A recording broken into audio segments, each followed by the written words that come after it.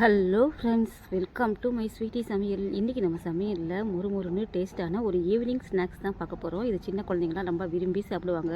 இது ஸ்வீட்டாக சூப்பராக இருக்கும். இப்போ எப்படி செய்கிறதுன்னு பார்க்கலாம் வாங்க. நான் பன்னு எடுத்து வச்சுருக்கிறேன். சின்ன சைஸ் பன்னுன்றதுனால 10 பன்னு எடுத்து வச்சுக்கிறேன். உங்களுக்கு அதிகமாக தேவைன்னா எக்ஸ்ட்ரா கூட எடுத்துக்கலாம், உங்கள் விருப்பம்தான்.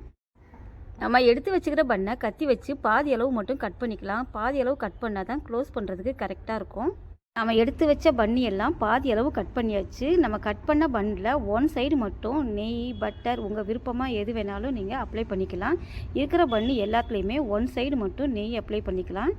எங்கிட்ட பட்டர் இல்லை, நான் நெய் தான் யூஸ் பண்ணுறேன். நீங்கள் உங்கள் விருப்பம் போல் எது வேணாலும் யூஸ் பண்ணிக்கலாம். எல்லா பன்னிலையுமே நெய் அப்ளை பண்ணியாச்சு. இந்த நெய் மேலே கொஞ்சம் சக்கரை தூவிக்கலாம். கொஞ்சமாக தூணா போதும்.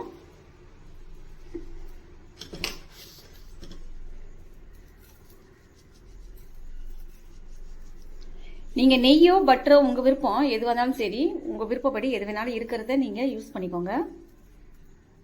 இப்போ எல்லாத்துலேயுமே சக்கரை போட்டாச்சு.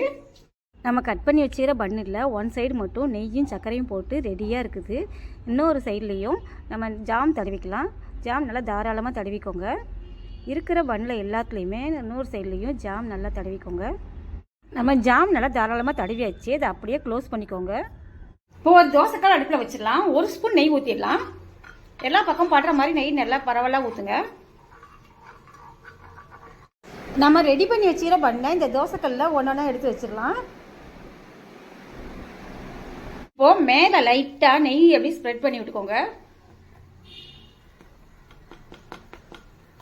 இது சாப்பிட ரொம்ப டேஸ்ட்டாக மொறு மொறுன்னு சூப்பராக இருக்கும். சின்ன பசங்களாம் ரொம்ப விரும்பி சாப்பிடுவாங்க. இப்படி மெதுவாக அப்படி திருப்பி திருப்பி விட்டுக்கோங்க ரெண்டு சைடுமே.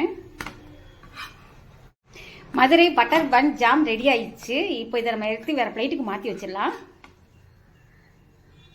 Madurai butter bun jam ready ஆயிடுச்சு. மொறுமொறுன்னு டேஸ்ட்டாக சூப்பராக இருக்கும். குழந்தைங்களாம் ரொம்ப விரும்பி சாப்பிடுவாங்க. இந்த மாதிரி நீங்களும் செஞ்சு பாருங்கள். இந்த வீடியோ பிடிச்சிருந்தா உங்கள் ஃப்ரெண்ட்ஸ் ரிலேட்டிவ் எல்லாத்துக்கும் ஷேர் பண்ணுங்கள், லைக் பண்ணுங்கள். இன்னொரு நல்ல வீடியோவில் சந்திக்கலாம். பாய்.